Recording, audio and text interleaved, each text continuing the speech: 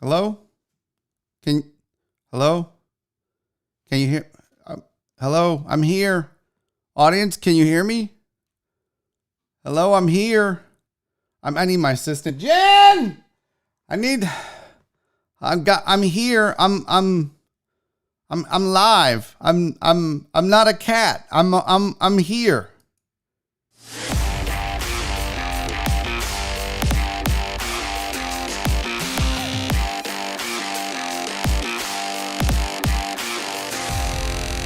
Live from the BiffNet Studios World Headquarters in Spring, Texas, it's Barry on Deck, hosted by former ESPN Houston radio host and stand-up comedian Barry Laminack, starring Oliver the Cat. Written by Barry Laminack, produced by Barry Laminack, directed by, you guessed it, Barry Laminack, featuring sports, entertainment, special guests, film sessions, and some drinking. Okay, a lot of drinking. Viewer discretion is advised. And now, here's your host, Barry Laminack. What's up, you damn dirty deckheads? Welcome to Barry on Deck. I'm your host, Barry Laminack. Thank you guys for being here. Today is February 10th, 2021. This is episode number 192 of this raggedy ass show. I appreciate you guys showing up. I know I was late. Go fuck yourselves. Listen, I'm not gonna lie. You want me to tell you the truth, or do you want me to just make some shit up? Huh? What do you want? You want the truth as to why I was late, or do you want to lie? I'll give you either one. I'll let the chat decide. Today's a Whisker Wednesday, so that opening felt appropriate. We're going to talk about that and a whole lot more. Thank you guys for tuning into the show. A lot of fun planned for today. A lot of videos of various things and sorts. We got to talk about a lot of sports stuff as well.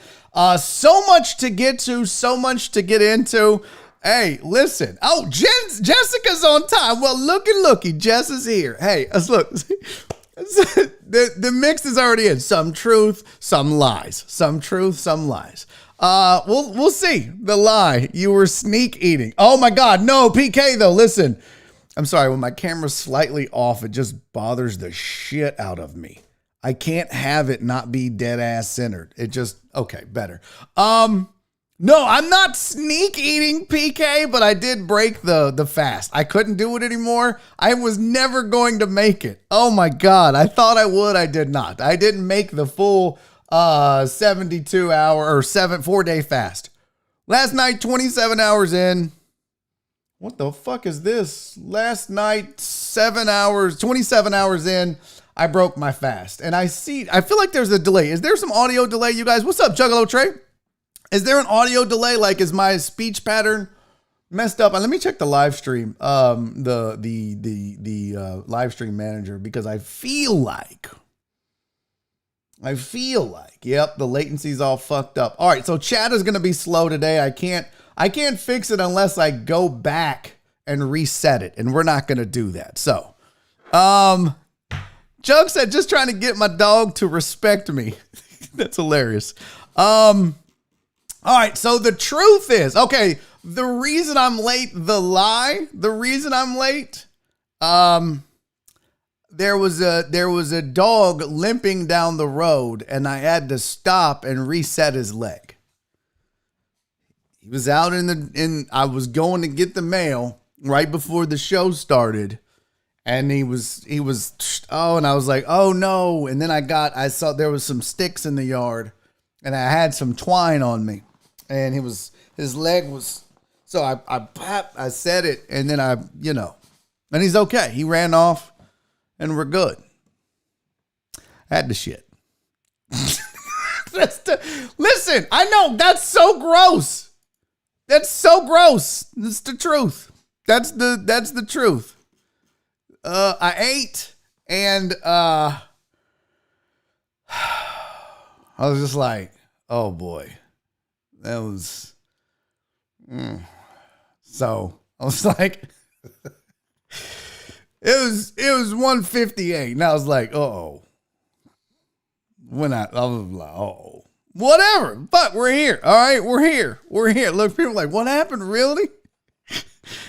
What? There was a dog? No, guys, there was no dog. There was no. How fucking gullible are you people? Huh? You people. All right, let's get to the show. Let's get this shit rolling. Let's get this shit rolling. Shall we? Like, no pun intended on the shit thing. Here we go. Let's start off. Oh, I got cameras. There's going to be the cat there for a second because I opened the show with it. And don't mind that. It's no big deal. That's just how this shit works. Hey, here's the chat. Shout out to the winner, Josh, my guy, 713 Hooligan in the building. First decade in the chat today. Hopped on at 153. The rest of you raggedy bitches need to come on with it. You're too slow. You are too goddamn slow. Josh is the best deckhead in the world for the next 2 hours, and I'm here for it. He's a great dude. He also got the triple crown, bitches. Got the first like and got the first lamb bomb. Got the first super chat in. So I dig it, dude. I'm here for it, Josh. Thank you, buddy. I appreciate your participation. Jeff Bell, put 713 Hooligan down for a triple crown this year. We're going to see who wins this at the end of the year. Maybe I'll do something special. I don't know. And I mean like really special, not like, oh, I got you a sticker. No, maybe we'll do something like really, really cool for the triple crown, the person with the most triple crowns. All right, let's do the rest of the chat, shall we? We've got Jesus Perez. So close, Jesus. Oh, you were so close. You were just the man. Brandon is in the building. The BTK killer has showed up once again. B, thank you for being here, buddy. Steven the weather guy with the latest current conditions at BiffNet World Headquarters, 59 degrees, 2.57 degrees. It's misty. It is misty. 100% chance the kid who lives next door to me is on the Barry on Deck Bel Air Little League team. I heard about that. Listen, if you guys don't know, Virginia Buttonweed has, for the second time in as many seasons, signed us up to sponsor a Little League team in Bel Air. There is a Little League team out there, the Pirates. They're good. They're sponsored by Barry on Deck. It says it on the back of their shirts. And one of the kids on the team lives next door to Lil Uzi, to Steven the weather guy. Right there, that guy. The guy with the big weather thing. Small world, is it not? That's amazing. Hey, what's up to Eric Resendez? And by the way, let me not be rude. Virginia Buttonweed, homie, thank you, my friend. That's very cool. By the way, he pays all of the, I don't pay him. Virginia Buttonweed has us sponsoring a Little League team out of the kindness and of his own heart and pocket. So huge thank you. It ain't cheap, people, to sponsor these kids and their terrible baseball play. It ain't cheap. So much appreciated to Virginia Buttonweed. Hey, let's get to the rest of the chat. Eric Resendez in the building. Ray Lucio was in the building. My brother-in-law, what's up, Playboy? Total Dallas. Donald Rogers, my sweet Donna is here. John Dory. PK. Today's break video, courtesy of Penguin Katie, giving me the best doggy dog kitty cat videos on the planet that they will run. Scott Hansa is here. Who else? Alan Denson. Got my light, Playboy. I can't wait. Right there. Need one more. Uriel Villanueva's in the hizzy. What's up, dog? Rick C, Terrence J, Truck Driver Pookie's in the building. There's Mr. Jones, me, and Mr. Jones. Oh, D-Mata, you were so close. Not really, but you were close. I love this. Let me tell you a little story about D-Mata.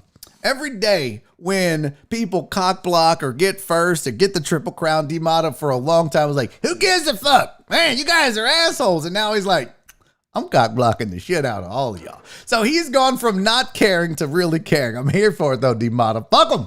Do you, boo-boo. Do you. What I tell you.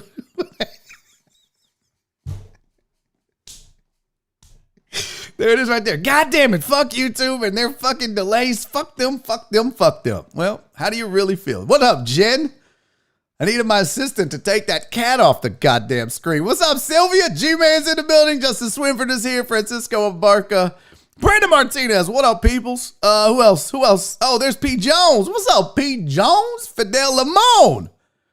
Bro, I don't see you all that often, Fidel. It's good to see you again, man. BCH420 in the build. Richard Vales, SVG, Eric Elman, Johnny Johnson, Stephen Luther, Matt Plauché. What up, dog? Who else? Mike Liebeschock. Welcome, Liebeschock. Good to see you, buddy. Thanks for being here. You are a gentleman and a scholar. Who else is here? All right, that's enough shit. KD, I saw you. Okay, that's enough. We got to get to the goddamn show. Quit horsing around. Huh? It's a Whisker Wednesday. Horse around Wednesday. Do your shit. Oh, gosh, look at this. We're graced by Dave in the Med Center. How awesome is that? Walt's in the building. Hello, Sid, Dandy Dan, Marsha. All right. Marsha. Guys, we got a lot of stuff to talk about. One of the things I got to say is thank you for participating in the comment challenge yesterday. Oh, my fucking God. What? So many. By the way, I've been practicing. What's up, CC? You are late. Guys, I'm in a really good mood. So this show's going to be all over the fucking place. So just deal with it. One of the things I've been practicing is my lazy eye impression. Like, I don't have a lazy eye, although I think everybody's eye can be, but I've been working on it. Tell me if I do good. And I know this is going to probably be a gift for a picture. I don't give a shit. Tell me if this is a good lazy eye. You guys ready? 3, 2, lazy eye. Is that pretty good? Is that pretty Forrest Whitaker-ish? I feel like, I'm trying to get this eye going straight and then this eye going in. Is that any good? I don't know. I have to go back and watch it. I welcome your feedback and input on my lazy eye. Went to the barber today. Looking so smooth. So straight. Even with this raggedy ass widow's peak. Hey, I do want to say thank you for participating in the comment challenge yesterday. I was blown away by it. I literally was blown away by it. We had 93 comments and still going strong, and I still haven't replied to everybody. Thank you for that. We're doing another one today. I got another comment challenge for you. We'll do it now. We'll do it up top. I'm not going to respond and go into it. I'll remind you again before the show's over. I will also make it the comment and pin it to this video. I don't think I can do it right now. I think I have to wait until the show's over. I think. I don't know. Let me look. Let me pull up the video and see if I can. Let me see here. Hold on. What? Yeah, it's not. What the fuck is going on the content channel? What's live right now? There we go. So I'm trying to see if I can post a comment because I think, are comments available while you're live or only after you're done? Let me see here. No, it doesn't. Oh, that's weird. I can hear. Nope, I can't post a comment right now. Okay. That's fine. Well, I will post the comment challenge for this show when it's over with. The comment challenge for today. And I will pin it at the top down below. So if you're watching this later, I still want your answer and I will still respond. Comment challenge for the day. I'm hungry. So this popped into my head. Okay? You ready? You can only use one spice for the rest of your life. To cook with, to put on your food, to flavor stuff. You get one spice for the rest of your life. And if you want to cheat and do a Tony Chachere's, that's fine. You got to put that shit on your oatmeal. You got to put that shit in your eggs. You got to put that shit on your steak. You got to put that shit on your chicken and your pasta. What's the one spice that you would cook with for the rest of your life? Only one. Fidelco's pepper. Fucking pepper. Get the fuck house. If y'all didn't watch the Super Bowl pregame show, then you don't get that joke, but that is fucking genius. D-Mata made a fajita recipe and was like, here's how you make these delicious ass fajitas. You take fajita meat and you sprinkle Tony Chachere's on. What? No marinade player overnight? No fucking, no. Oh my God, that's hilarious. So I'm curious. So post it in the chat, yes, but that defeats the purpose. This is not a chat challenge. This is a comment challenge. So I will leave this on the at the comments down below under the description of this show when it's over. And I'm eager to see what you guys put because I'm not going to read them right now. I will tell you what mine would be. It may surprise you some. But my answer would be garlic salt. See, I thought about this for a very long time last night. And I was like, I made fun of somebody for saying pepper. And that's probably not a bad salt. It's just a generic ass salt. Just, gives it some basic seasoning. You could go like seasonal. You could go like Mike Lowry's seasoned salt. You could go Tony Chachere's. You could go, basil. You could go, there's a lot of, you could go cumin. You could do a lot of different things. But I thought, garlic salt is kind of the best of both worlds because just about everything tastes good with garlic. Think about that. You make a steak, you can sprinkle some garlic salt on it as the marinade, right? You put it, that would work because you can't over salt a steak. I feel like you could over garlic salt a steak. But then like if you're making mashed potatoes, broccoli, green beans, eggs, chicken, fish, pasta, like there's garlic salt goes with everything. Now it's not going to be spicy. It's not going to be delicious. And I feel like Tony Chachere's might be my second choice because that too goes with a lot. Now I'll tell you one you might not want to sleep on, but something like a steak seasoning, like one of those steak rubs, because that's got basically all the generic spices, pepper, salt, paprika, and all that bullshit, all garlic salt, all into one. You can just sprinkle that on shit. You can sprinkle that on French fries. You can sprinkle that on, you could do a lot with that too. But I think at the end of the day, bro, who's putting spices on pancakes, you fucking weirdo? You would only use it on the shit you spice. Nobody spices pancakes. No one spices pancakes. It's weird. Oh, Cece's doing keto with me. So last night I broke down on my fast, 27 hours in. I didn't make it. But, I remember watching the dude that does the snake diet, who, by the way, turned me down for an interview on this show. He was like, I should tell you how this went, because fuck that guy. He ain't coming on this show. And I wouldn't ask him again now either. Wait till we blow up. Wait till I got 1 million goddamn subscribers. He'll be like, hey, can I do your show? And I'm be like, ooh. He's gonna want a video chat with me. Hey, I want to do your show. And be like, what? Who is this? Who is this right now? Ain't happening now, bro. I asked, you said no. But this was so I reached out to him. I said, hey, my name's Barry. I do a show on YouTube. And I had a friend turn me on to the snake diet and fasting, and I loved it. And I love your delivery, and I love how you do what you do. I'd have you on the show to talk about your story and the diet and everything else. And he doesn't respond for a couple of days, and then he sends me a voice memo on Facebook and says, have you subscribed to my YouTube channel? And I was like, yeah. And then I went and looked and I hadn't. So I was like, fuck. So I subscribed and then I deleted that from the message and then I put done, which I need to go unsubscribe right now. Hold on. Yeah, you're not going to do that to me. I don't, No, you're not, that's not going to happen. I'm legitimately stopping this whole show because I just remembered I need to go unsubscribe from that. Yeah, me too. We're about to do that. Come on, focus, bitch. I have to cover my face to get this thing to focus. Yeah, you're not going to do that. So he goes, have you subscribed? And I was like, yeah. And then I looked, I was like, shit, no. So I deleted that and be like, done, unsubscribed. He was like, do you have a YouTube channel? I was like, I know I explained that shit in the first message. So I was like, yeah, I'm live every day from 2 to 4. This is the channel. I gave the link. I said, it's a 2-hour show. I'm live. It's in Houston every day, 2 to 4. You can check it out. And then I don't know if he looked at how many subscribers I have or in his case don't have, because he has a lot. He's got more than me. How many does he have? He's got 162,000 subscribers. Bruh, goal.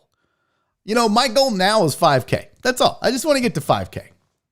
This fledgling YouTube fuckface would be great climbing to 5K. So he says, do you have a YouTube channel? And I sent him the link. I was like, yeah, it's right here. This is. So he probably just pulled it up, looked at 2,600 and went, nah, man. So he goes, well, I'm not doing interviews right now. I'm only doing coaching. I was like, oh, well, cool. Good luck with that. If you ever do interviews again, keep me in mind. Peace. I'm not fucking, bro, it ain't that serious. It ain't that fucking serious. Trust me, Barry on Deck goes on with or without you. Anybody that turns down a fucking interview on this show, I don't give a fuck who you are. How big or small. I don't give a shit. That's one thing I hope I never do. If, and this is a big if, it's probably like a 1% if that, maybe 0.001%. If I ever blow up, if I ever make it, if I'm ever like get some traction on this show, man, even when I did radio, if people, some dude, I did his first podcast ever, middle of radio, height of the show, ratings couldn't be better, popularity was through the roof, relatively speaking. Dude was like, hey, Barry, I know you wouldn't. Would you do my podcast? I was like, yeah. Fuck yeah, let's do it. Let's go.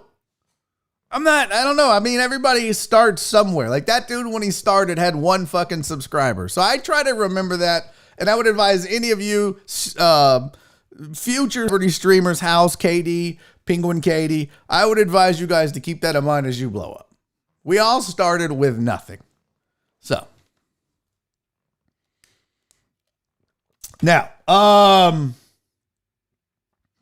what was I going to say? Okay, we did oh, speaking of Katie, it is Wednesday, you guys. Y'all know every Wednesday, by the way, I don't have my stuff plugged in, so it's going to be a little discombobulated as I pull shit up. But today is a Whisker Wednesday, as you know, and I don't have a cute intro yet. I'm going to work on one. But as you know, normally on Whisker Wednesday, I bring to you, as presented to me, 2 wonderful, amazing animals that you can adopt from Special Pals. Special Pals open every Wednesday through Sunday, 12 to 4 p.m. for adoptions. And listen, these 2 animals that I'm about to show you, Dixie and Levi, both of them, just like all of the animals from Special Pals, they come fully vaccinated, microchipped, spayed or neutered, and up to date on their flea and heartworm prevention medications. So you do not have to worry about any of that. You show up to Special Pals, you adopt a Dixie or you adopt a Levi.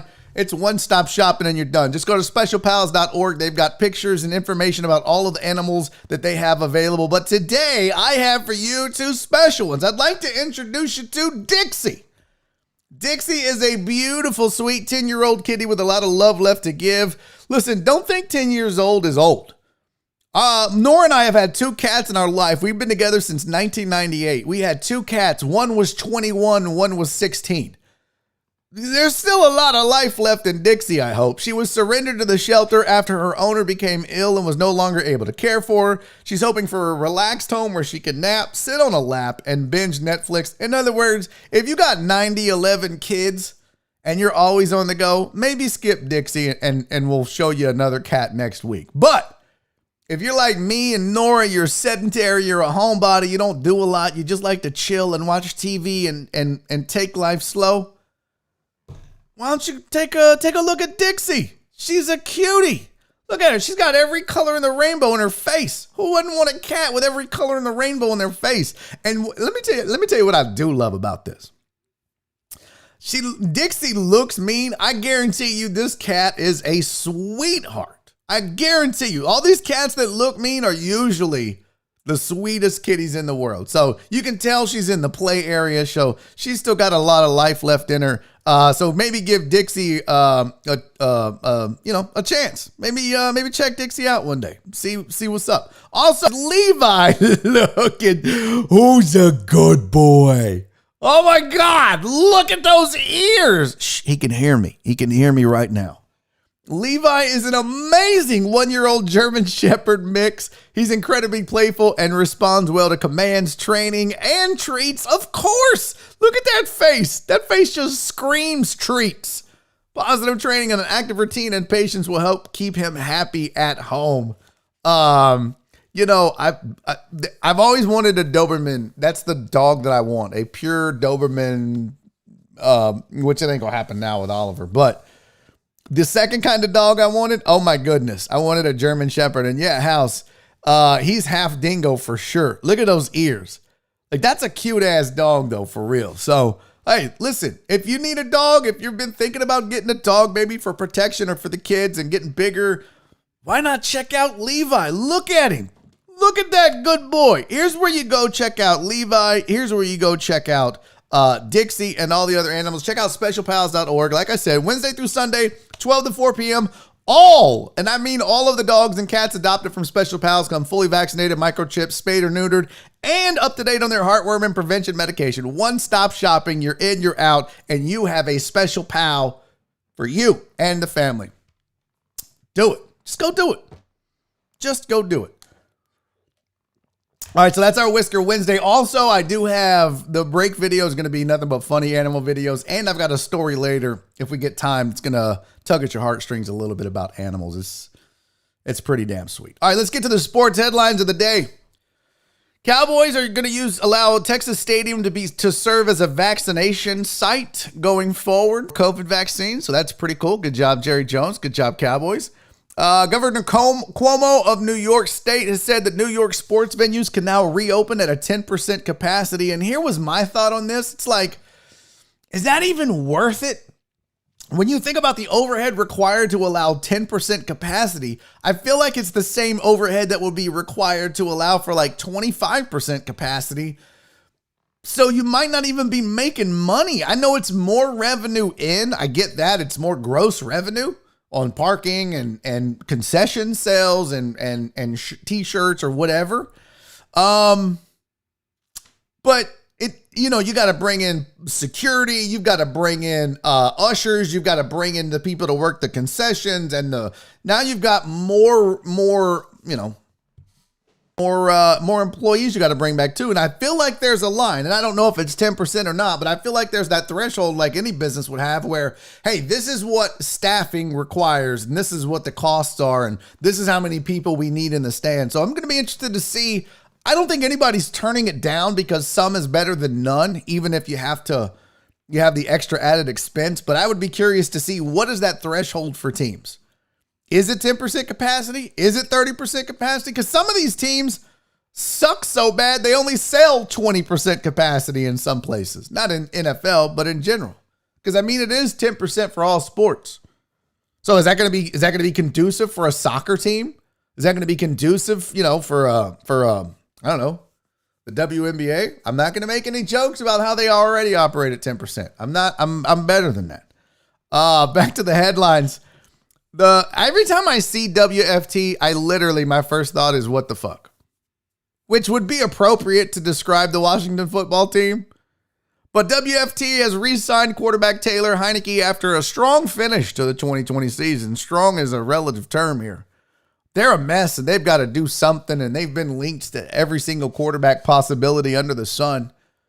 But I guess as a stopgap measure and maybe a fingers crossed Hail Mary,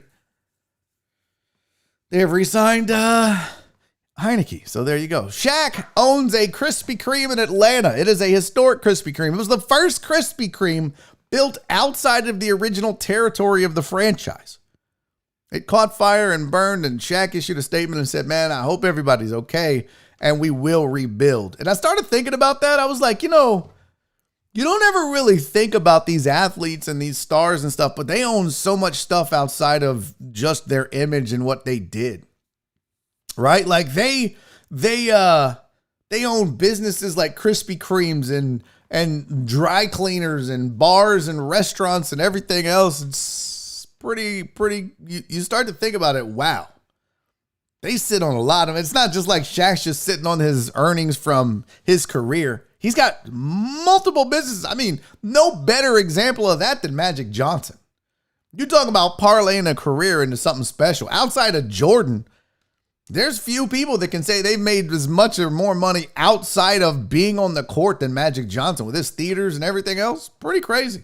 I know, Don, I just threw out dry cleaners. I mean, only person I know that owned a dry cleaner was George Jefferson, right? And he wasn't. His basketball career was cut short. So, okay. So there's your sports headlines. I'm trying to figure out what I want to talk about first, because some of these could lead us down a path that could really change the tone and perception of this show. And I'm in such a good mood, and I want it to be a fun, exciting, upbeat show today. By the way, I got some feedback on this show from some people. And I still don't think people understand what I do exactly, if I'm being honest with you guys. So I joined that consulting group, right? It's like a Facebook group. And if you're in that group and you're watching now, listen, don't snitch, okay? Don't be a hoe-ass bitch and go back to the group and like, well, Barry said about this group that we're all fucking idiots. Because I don't even know you people, okay? I don't even know you people. But I posted in the group, I was like, hey guys, my name's Barry. This is what I do. I was on sports talk radio on ESPN in Houston. I got laid off. My fans and viewers and friends were like, hey, do your own shit. So I did. And, you know, growth was great at first. It's leveled off. I'm trying to figure out how to grow. That's why I'm here. Also, I'm a stand-up comic. I do this thing called Barry on Sports and a bunch of other shit. But these are my focus. That's why I'm here. And some of them were nice enough to actually come watch a show like yesterday's show and give me feedback. And it was amazing. Some of the feedback was really good. But I get the feeling that some of them and a lot of people don't really understand what this is. Like, I've talked to experts in the past, and one of them was like, you know, you got to treat it like a morning show. What? What does that mean? I got to go get a fat weather guy? I don't know what that means. I mean, I already have one. I'm sorry, Uzi. I don't think you're fat.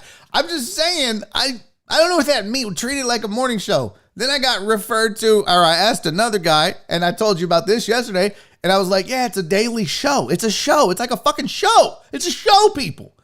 And he was like, I wouldn't do daily. That's too much. That's not the point. I mean, that's like telling fucking Good Morning America, yeah, you're just doing it too much. You really want to spike your ratings? Yeah, you gotta scale back Good Morning America 2 days a week. Maybe don't go so long, too. And Uzi said, it's okay. I'm fat. We all are, Uzi. That's why I'm eating pork rinds at 11:30 at night last night, playing Warzone. The life I live. Anyways, some of the other feedback was, hey, you need to shorten it and just do shorter videos of different segments. I was like, this is live. This is live. Everything after it is a whole different thing. The whole point of this is I want to grow the live show. Now, one guy was like, well, you should take what you do and chop it up afterwards. And I get that. I know I'm so bad about that. I could take my Jerome Solomon segment every Friday, cut it up by itself and post it. And that's a video, right? I could take, a rant about the Texans, cut it up, and that's a video. And I know I need to do more of that, but I also need a video editor because that's a lot of goddamn work on a daily basis. But who am I bitching about? You want to grow? Do the work. Shut up, Barry, right? But then they're like, yeah, you need more dynamic segments. I'm like, So I think people, I'm not saying we're blazing a trail here. I'm just saying I don't think a lot of people understand the concept of what this is. Because then they're like, oh, so you're like on Twitch when they just do the just chatting. No, this isn't just chatting. This is a fucking show. Now, granted, it's not an 11-minute segment with 3 minutes of commercials, radio, or TV show. Because different medium, I wouldn't pepper you guys with fucking commercials every 7 to 10 to 11 minutes. That'd be awful. But, I mean, I do reads. Hey guys, speaking up. No, I'm not going to do it right now. But this is a different. Now look, and I try to pepper in lawn talk and, you know, hey, we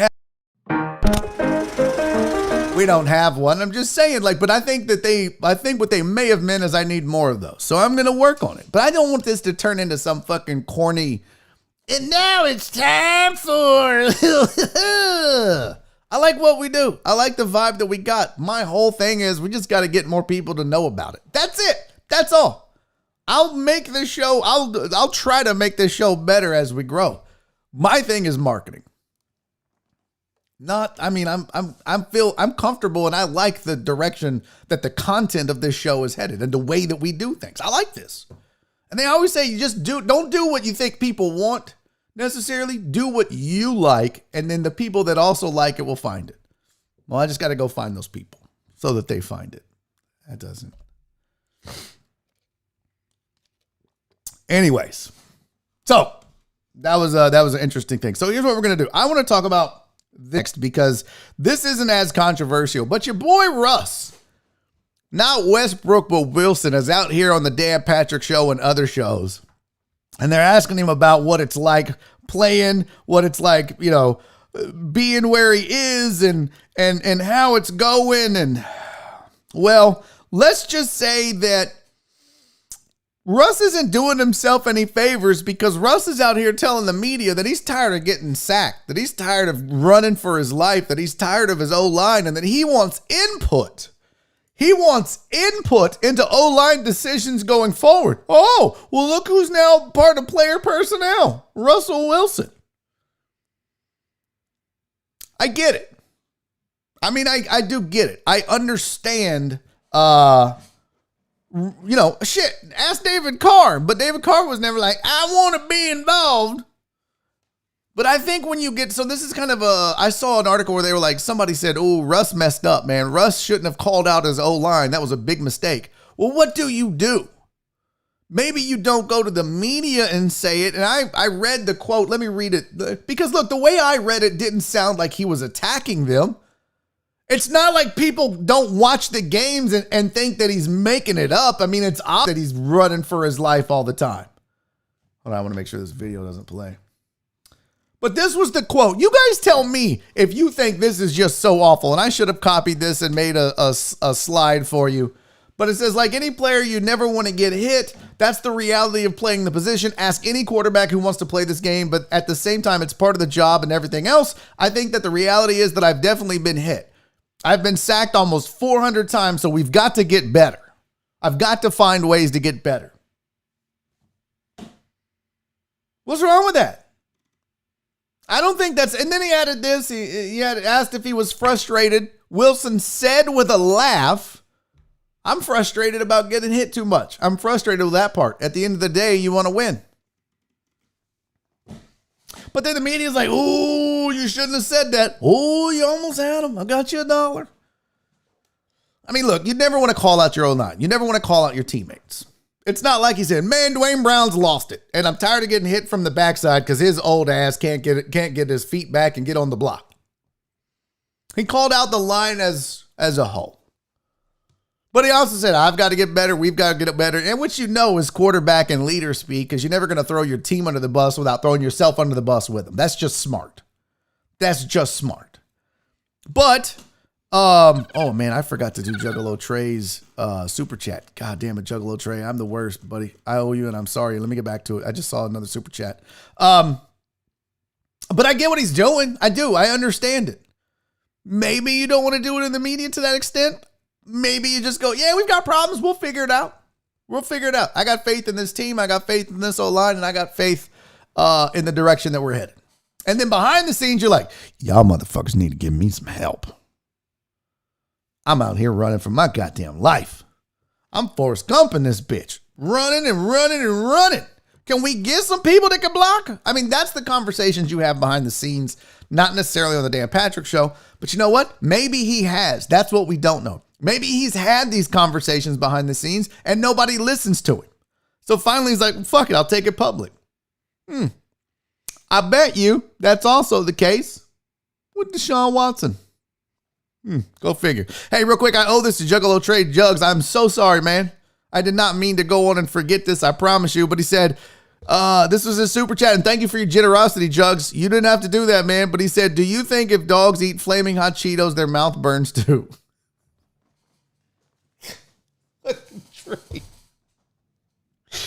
Trey, you are fucking, oh my God, you are a national treasure, Trey. You just don't even know it. You just don't even know how wonderful you are, Trey.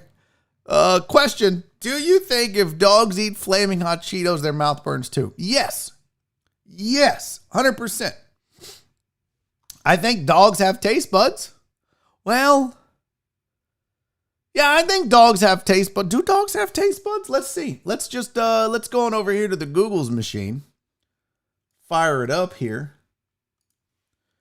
Do dogs have taste buds? See what it says. Here we go. Let me share this with you. We're going to find out together, Trace 'em. What the fuck is this? What is this? Why is this way over here? What's happening to my screen? Oh, there we go. Put it center screen, you dumb hoe. Well, for starters, dogs only have 1,700 taste buds compared to our 9,000. That means dogs have about 1/6 the tasting power that we have. Like us, dogs can taste sweet, salty, sour, and bitter. But unlike us, they have a 5th set of taste buds specific to water. What? Dogs also have a set of taste buds dedicated to helping them find meat. So do hoes.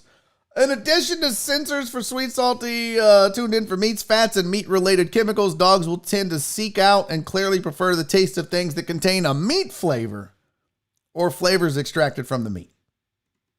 I don't see anything about spice. I'm trying to get on here. Spice. Nope, it doesn't say anything about spice or spicy or any of that stuff, Trey. Sorry, I don't know. To answer your question, I don't think that they have a spice taste bud, it looks like. Sucks for them. I feel like I missed another super chat because he sent one that said, fuck yeah, when I was talking about something. I don't remember what it was. I'm sorry, Trey. I really failed you in the super chats today, and I want you to know I love you. Okay? Oh, that was the first one that he sent. So he did send the second one that said, fuck yeah. And where did that go? I missed it. I totally missed it. Eric Resendez with the $5 super chat, buddy. Thank you.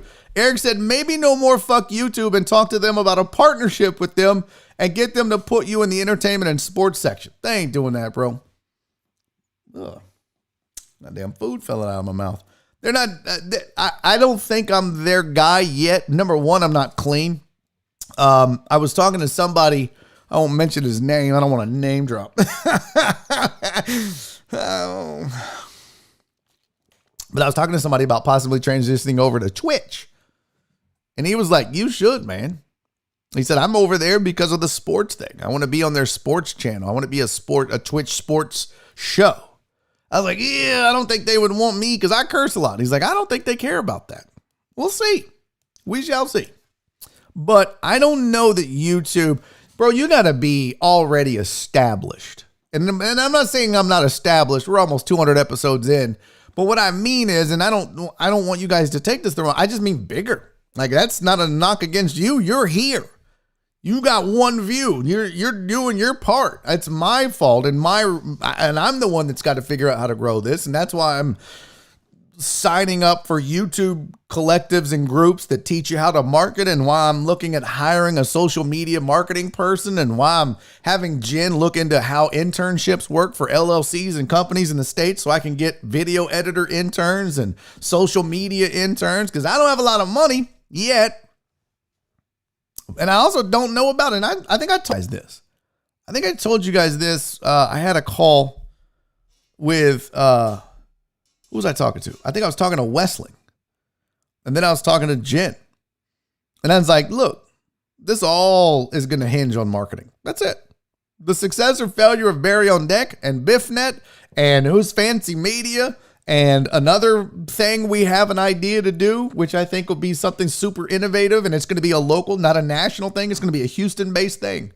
I think it'll be innovative and fun. But all that hinges on two pillars, marketing and sales. And without the marketing, there is no sales. So it really comes down to, can we market this? How can we grow? Because, yeah, I can rely on the YouTube algorithm and try to manipulate it. But again, I've told you guys, this is different. YouTube doesn't really know how to do this. They have live, but when they think live, they think gaming. They don't think TV, radio, crossover style show that's live streamed. Nobody does. So nobody knows how this shit works, really. So I'm not saying I'm braving a new territory, because people have been doing this obviously long before me. And then people are like, well, it's a podcast. No, I don't consider this a podcast. I don't think this is a podcast. To me, this is a show. This is a show. Oh, I thought Trey said, fuck yeah, that's in the thing. I'm an idiot. I digress. I don't want to bore you with the bullshit. Jimmy John said, man, fuck YouTube. They're messing with folks' content, not just you. I know. I know. I did see a new feature last night. Not to get way off track. I'll get back to Russ, I promise. But they have a new feature coming out called Clips. So you know how when you're when you're on Twitch and you're watching somebody do a video, or they're playing video games, or they do something wacky and you're like, clip it, and you can make a clip right there.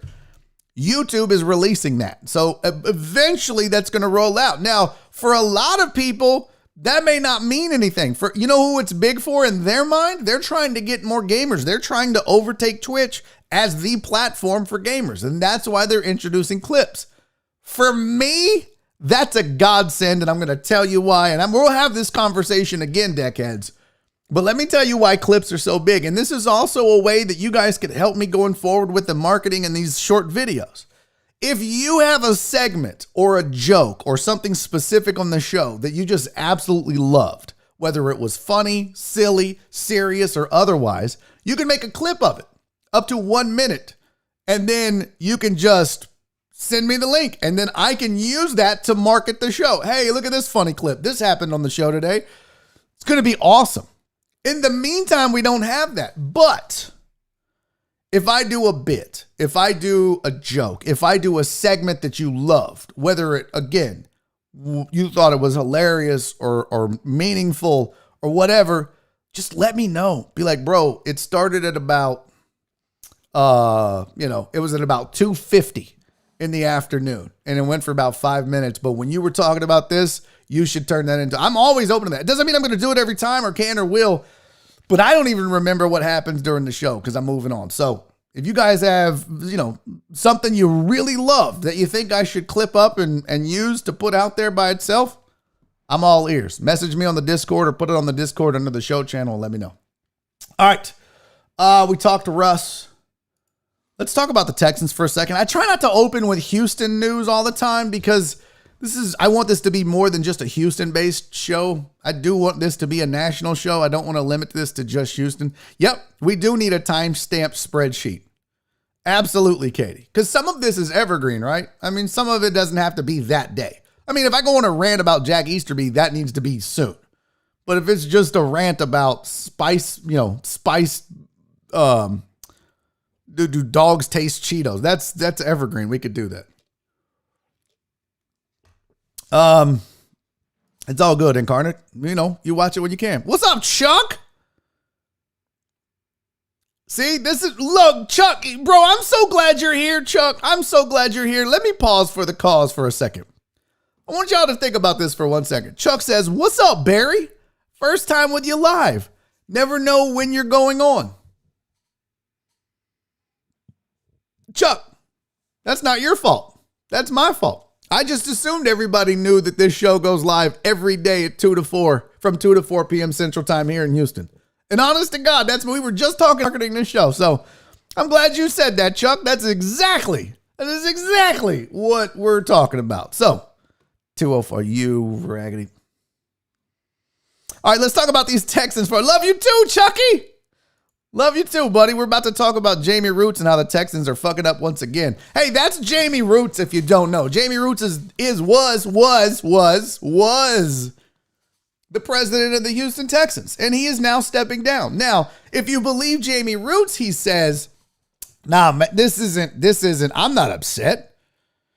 I'm not mad. This was in the works. I was going to do this before, and then, unfortunately, Bob McNair passed, and then, I was given some time, let things settle down. Let me tell you something, folks. If you believe that, you're an idiot.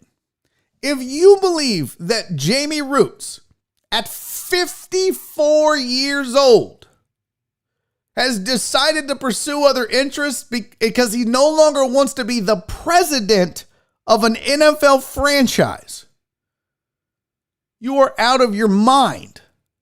Jamey Rootes is not stepping down because he wants to pursue other interests. He's stepping down because the Texans are toxic. The entire organization is toxic.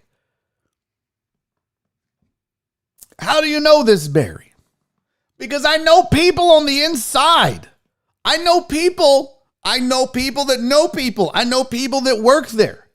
They all say the same thing. That building is toxic on the inside. Working for the Texans is awful. In fact, I'll share this with you. Hey, BTK, I missed the suspects too. Chuck, hey, your mouth to God's ears, buddy. Let me tell you something. This is the God's honest truth.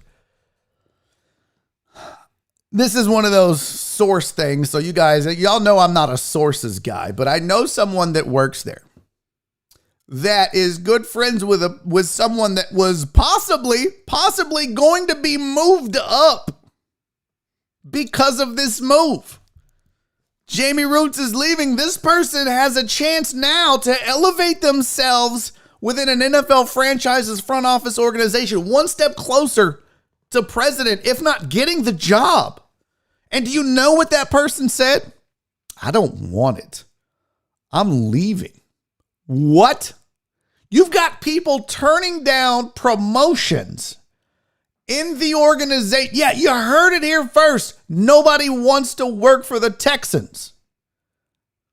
They are leaving in droves. And if they haven't, they will. It is a toxic work environment, and Cal McNair should not be running this franchise. He doesn't know how to run a franchise. He has proven that. He's proven it in his actions, and he's proven it in his inaction. And by that, I mean not letting go of Jack Easterby. Jack Easterby is a cancer. We all know that. And again, I have people on the inside, players, personnel, front office people who've all said the same thing. It's uncomfortable to be in the room with him.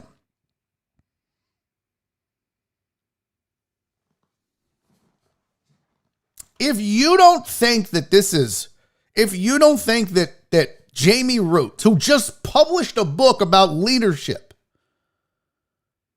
if you think he's actually stepping down just because hey, you know who else stepped down because they wanted to pursue other interests? Daryl Morey. And within a week, he was working for the Philadelphia 76ers. And then we find out later that there was tension and issues and everything else between him and Tillman, and, going back to the Hong Kong tweet and everything else in between organizationally, philosophically. So if you're naive enough to sit back and go, oh, well, good for Jamey. I hope he just finds what he's wanting to do now. You're a moron. And this Texans organization is burning to the ground. And it is all Cal McNair's fault. I wanted to say it's Jack Easterby's fault, but it's not. Jack's just going to Jack. Jack's going to Easterby. Jack's going to be Easter. I don't know how that works. That's what, boy, I don't. Jack's just taking what he's given. You want to blame somebody? You want to have some ire and some hatred for ruining your NFL franchise? Don't direct it at Jack Easterby. Direct it at Cal McNair, because he's the one that needs to fire Jack Easterby. And guess what? Deshaun Watson's gone. Jamey Rootes gone. A lot of good people don't want jobs internally, gone. PR, what's her, God, why am I blanking on her name? Gone. And it's going to be too late. So you can't say when he does it, well, he did the right thing. No, he waited too long to do the right thing. He has ruined this franchise. And I truly believe this franchise is never going to get better until he steps down. Because he's inept. He's incapable of running it like it needs to be run.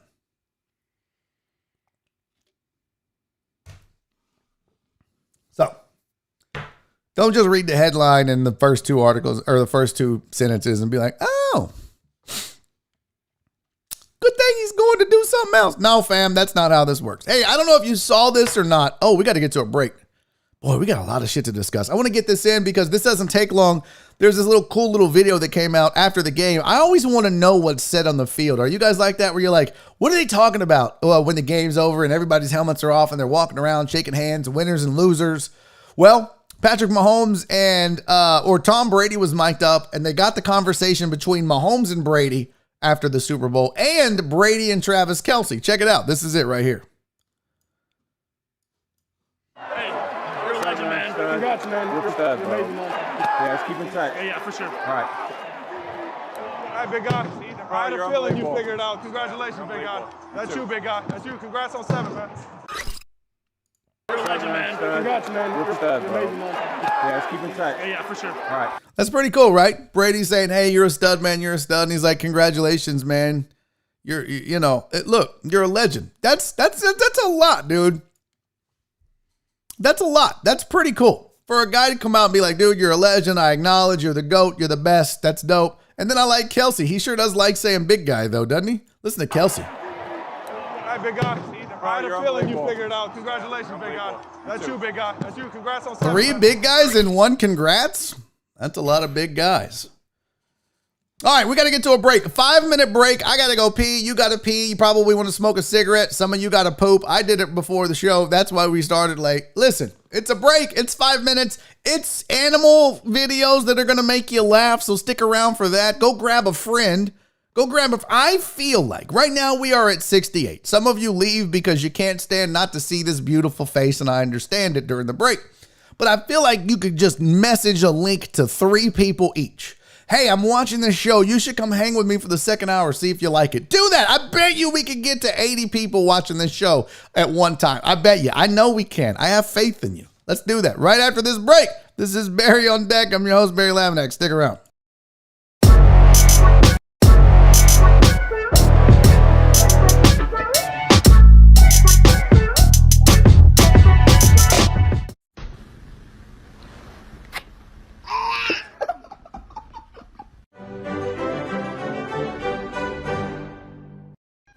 How was your nap? Ooh.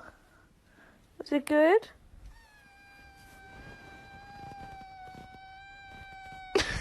Wow.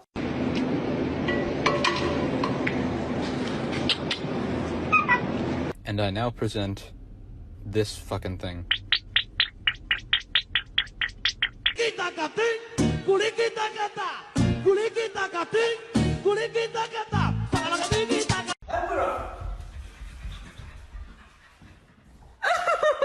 Come, Georgia, come. Come here. Come here.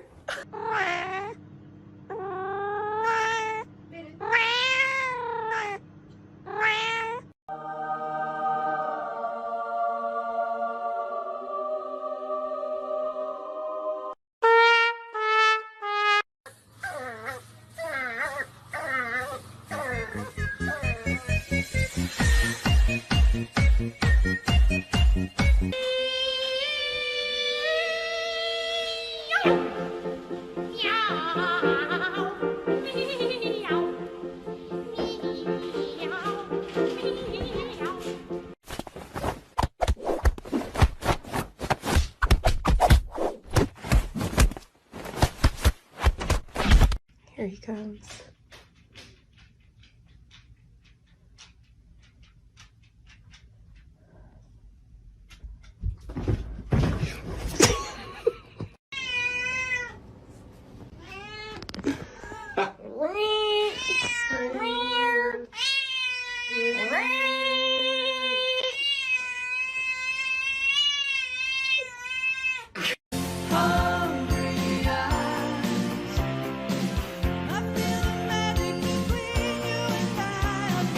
Okay, Manny, come on. Let's go inside. Come on.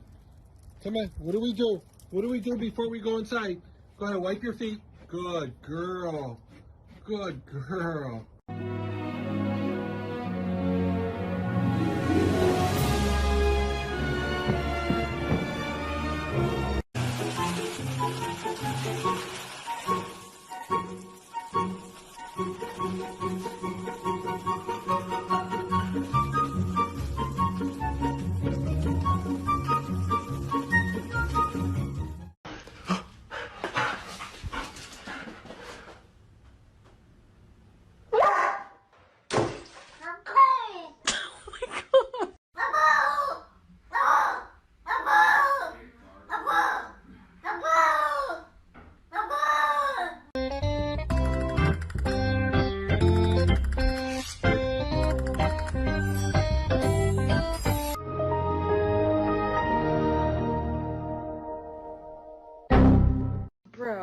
This is not okay. You know you can't be. you know. Stop. Are you growling at me, fucker? Unbox the center of your dreams.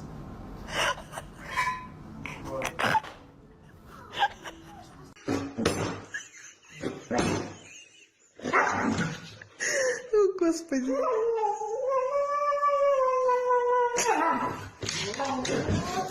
Birthday dinner for the Sochi. Big 3 years old. He's got steak, sweet potato. Don't be suspicious. Don't be suspicious. Don't be suspicious. Don't be suspicious. Don't be suspicious. Don't be suspicious. Don't be suspicious.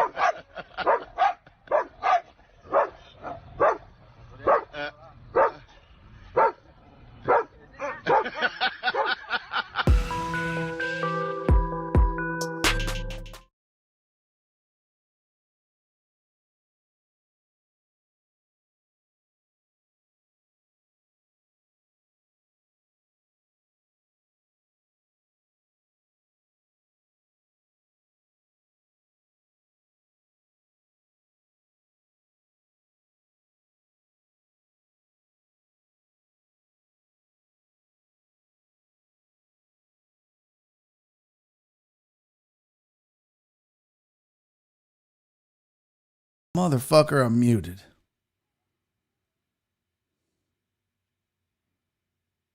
Unbelievable. Oh, I'm still on the break video. How did I end up on the break video?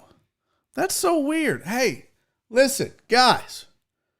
Broussard's AC and Heating. I just got to give a shout out to Howard Broussard. Howard, early on when Barry on Deck started, Howard started up and he was like, hey man, I'm in. I'm going to help. And then he never sent me his stuff, so I still haven't got to do his reads yet. But I saw him at the barbershop. He's like, hey, bro, throw the mask for me. So not only does it match the outfit, but I'm telling you right now, you're looking for a good dude to take care of your AC and heating needs. Broussard's AC and Heating, I'm telling you. And this ain't even a read. This don't count. I'm just telling you, he's good people. Y'all need to check him out. Okay. Now, back to the show. We do have a lot to get to. First and foremost, I have some videos, and one of them that I did when I opened the show was the cat video. I wanted to look at this. Somebody interviewed the cat guy from the lawyer video. If you haven't seen it, check this out and then watch the interview. Look at this shit.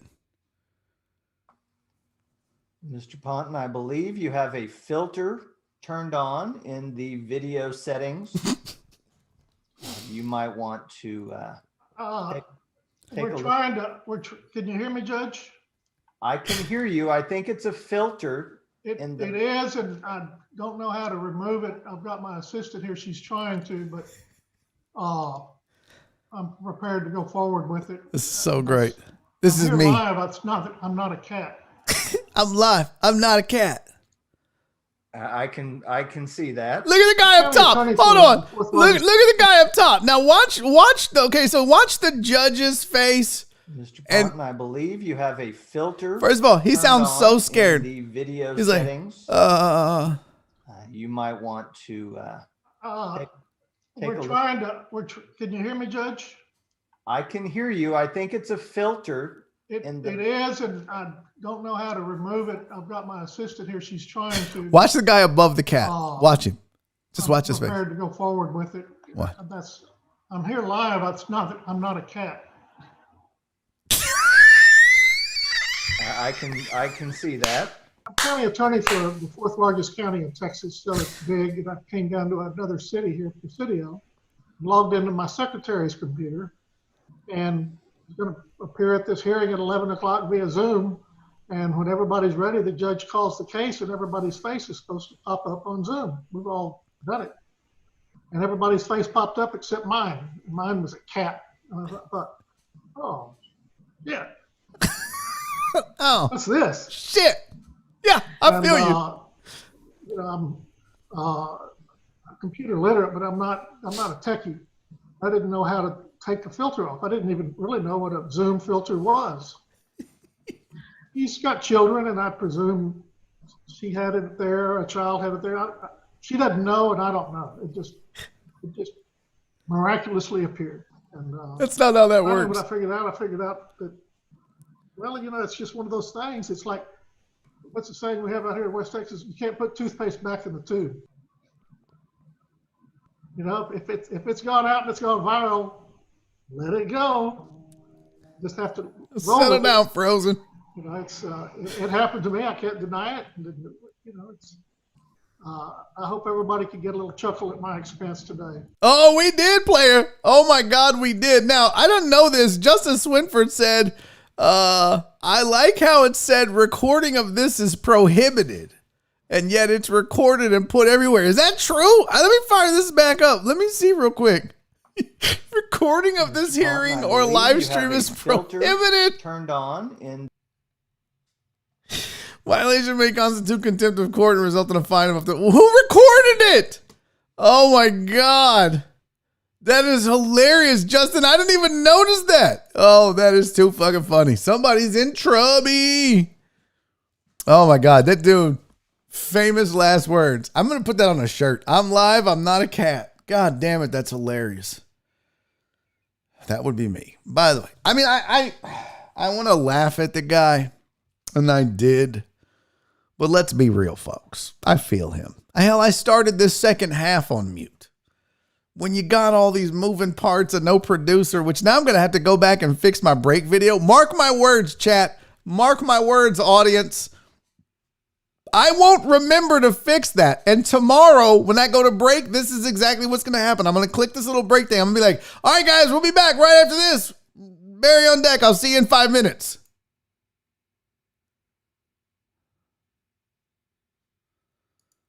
I'm going to fuck it up. Watch. I'm going to fuck it up. And that's par for the course.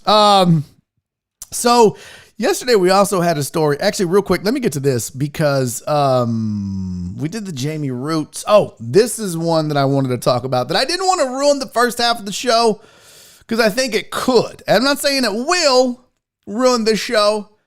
I think it could, especially in the chat, because y'all start saying ignorant shit sometimes. But in case you hadn't heard or you've been living under a rock, Mark Cuban has directed the Mavericks to stop playing the National Anthem.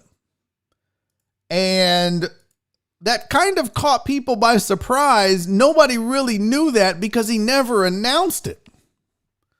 He never really came out and said, hey, as an organization, we're going to not play the National Anthem before the start of every home game. He just did. It issued the instructions, and they just don't play it. And they haven't played it all season. Now, fans were not allowed in the arena for a while, so nobody really caught on to it. Well, For the Win has a pretty good kind of breakdown. So I'm gonna read these to you, and then we'll talk. That's a good question, Chuck, and we'll get to that as well. We'll get to that as well. So the For the Win breakdown goes like this. When did this happen? It turns out it happened at home games. It hasn't happened at home games all season, so they haven't been doing it all year. But why are we finding out about it now? It said because Cuban didn't publicize it. He knew eventually people would find out. The league has determined Cuban is within his rights to make this decision. So, Chuck, this is kind of to answer your question. The league has determined he is within his rights to make this decision. All we know right now is that the games at the American Airlines Center will get going a lot quicker because of the pandemic. Because of the pandemic, they are allowed to do the pregame the way they want. So, he has said, we're not going to do the national anthem. The next question, or the next thing that the For the Win addresses is, has Cuban ever talked about this, the idea of no anthem, before? Now, listen, this is pretty interesting. Yes, he has. Last July, he roasted a radio host who said, quote, The minute one player kneels during the anthem, I'm out. To which Mark Cuban replied, bye, and then said the following quote. The police in this country are out of control. If you want to complain to your boss and ask why they don't play the national anthem every day before you start work. Which in turn got Ted Cruz pissed off. There is a picture here. I'm going to go ahead and grab the image for you so you can see it. I didn't add it, and that's my bad. I need to be a better producer. And this image popped up, and it's Ted Cruz, and it's a tweet from old Teddy. And he put, really? NBA is telling everyone who stands for the flag, who honors our cops and our veterans, to piss off. In Texas, no less. Good luck with that. To which Mark Cuban responded, have some balls for once, Ted Cruz. Speak to me.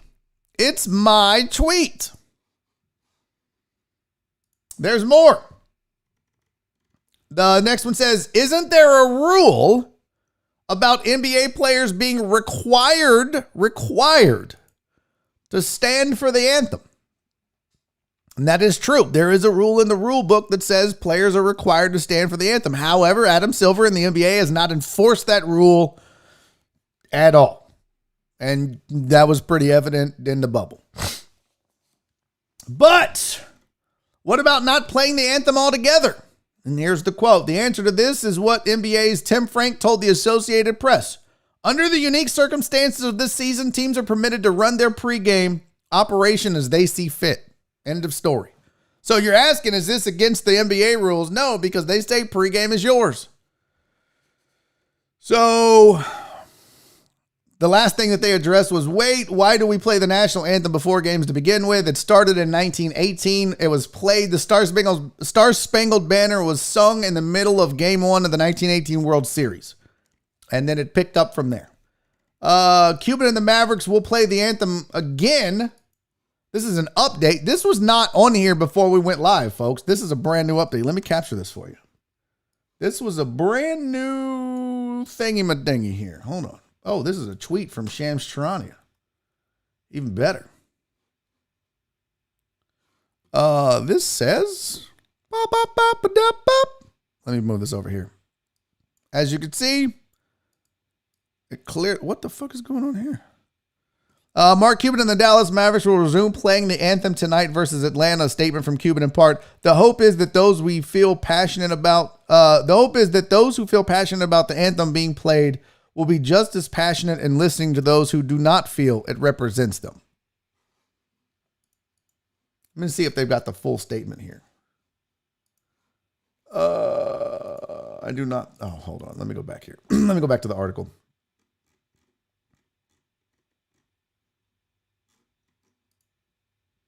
Here's the full. I'm going to read you the full. Why is it doing that? Oh, there it is. We respect and always have respected the passion people have for the anthem in our country. I have always stood for the anthem with hand over my heart, no matter where I hear it played. But we also hear the voices of those who don't feel the anthem represents them. We feel they also need to be respected and heard because they have not been heard. The hope is that those who feel passionate about the anthem being played will be just as passionate in listening to those who do not feel it represents them. So that was the complete statement by Mark Cuban in regards to the Mavericks not playing the anthem before each home game. Now, there was a point in this article that back in 2017, Cuban said he would stand for the anthem and he expected his players to stand as well. Mind you, this was back in the 2016-2017 crossover of the Kaepernick kneeling controversy that was going on in sports. And Cuban was on record at that time as saying, I expect players to stand. Fast forward, and people were like, what gives? Now you're on their side. And his quote was, I think we've all learned a lot and grown a lot since 2017. So that is not an opinion from me one way or the other. I'm about to give it to you, and some of you may or may not like it, but that is the facts up to this point. And now it looks like the Mavericks are going to start playing again. And based on that, it's caused me to change my thinking a little bit. I think what you just saw was some pretty pretty good strategery, to borrow a phrase from George W. Bush. I think what he was doing is, I think Cuban knew exactly what he's doing. He's a pretty smart dude. And I think what he knew is, look, we can always go back and play. But the thing is, if we try to just have a conversation in the media or whatever about the disenfranchised in this country, maybe it doesn't capture as much attention just talking about it, because everybody's talking about it and it gets lost in the white noise and the chatter. But if we don't play the anthem, we're going to get people's attention. And then we can make a statement about it and why. But if we just make the statement, it's going to be a blurb, it's going to be a byline, it's going to be whatever. The impact gets lost. So now they don't play it, but they don't announce it because they know eventually it'll happen on its own. Slowly, it happens. It gets reported a couple times. Not much is said. Slowly, it starts to make more and more headlines. People get outraged. And now everybody in this country is talking about the Mavericks don't play it. And now Cuban has done another 180 and has said, we're going to start playing it. But I want you to know that we didn't play it because we want those that feel disenfranchised to know that we've heard them and we hear their voice, and you should listen as well. And I think at the end of the day, the way that he did this, whether you agree with it or not, probably had maximum impact for the mission, for the point to be made. I think what he wanted was, look, we want to send a message that we hear you and we're listening. And we want other people to hear you and listen. And how can we do that? You don't play the anthem in this country, it's going to piss people off. I don't know why my eye is leaking. It's leaking. It's soaking wet.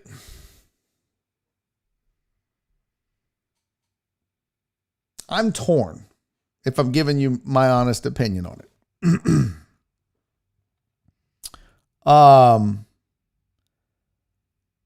Half of me respects the anthem, respects what it stands for, respects this country, wants people to stand for it, wants people to play it.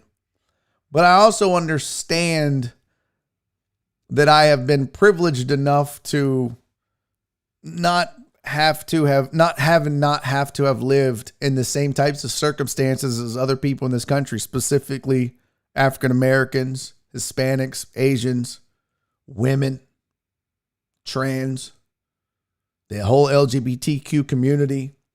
I've been pretty lucky as a white guy. America's been pretty good to me. But I also, and you guys know this if you've ever watched this show, I also understand why so many feel disenfranchised in this country. I also understand why, and I'm not going to name names.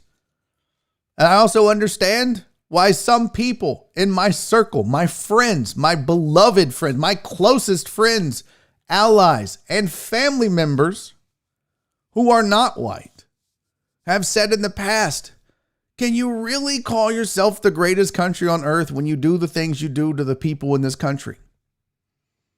Can you really call yourself the greatest country on earth when you won't even cover your own people in a pandemic? Can you really call yourself the greatest country on earth when we live in a country where people live in fear of the same people that enforce the laws? Can you really call yourself the greatest country on earth when people have to get divorced because their medical bills are so high they're being sued and it's an easier out? Do we live in the greatest country on earth when people don't qualify to get food, to qualify to get health care, qualify to get their kids taken care of because they're married, so they have to get a divorce on paper so that one of them can show that they live in squalor and poverty, so that finally the government says, here's a handout. Now look, I don't want to live in the Sudan. I know where I live, and I know how much better it is in this country than most. But it doesn't mean it's perfect. And I will say this, and again, this is going to upset some of you. And here comes the thumbs down and people bailing and the unsubscribers, and that's fine. Because I haven't even begun to market it. So I can find ways to fill the void. But I'm always going to tell you how I feel. And I respect you if you don't agree with me. I don't hate you for that. I only hate you if you stop listening. That's it. And then I don't even hate you. But I'll say this. I love this country. I love what we stand for, and I love what we do. And I love the fact that we live in a country, and Mark Cuban knows this. I love the fact that we live in a country where Mark Cuban can do what he did. But I think it's time America gets off its high horse. We have got to step down from this, we're better than everybody else. You know who has been saying that forever? White men. White men have been the ones telling us that this is the greatest country on earth. Do you know why? Because to them, to me, it is. But to women who couldn't vote until recently, who don't get paid the same as men, but to gay men and women who can't get married or couldn't, to African Americans that were brought over here as slaves, to Asians that were enslaved and forced to build the railroad system, which built the financial capacity of this country, to Hispanics that are used for their cheap labor on farms so that we can eat good food and don't get paid minimum wage. Is it the greatest country on earth? Has it been to them? I mean, if you're a white dude and you're watching me, it has been to us. And newsflash, folks. There's other great countries out there. There's other democracies that respect women, that respect minorities, that respect white dudes, that respect the poor, that give their people health care, that still allow them to vote in a democratic election, that still allow them to have their freedom of speech. We didn't invent freedom of speech. We didn't invent democracy. We might have perfected it in many ways, but in many ways we're flawed as a country. But I'm telling you right now, I still love this country. I still love it to death. It's why I say what I say. I don't say it out of spite.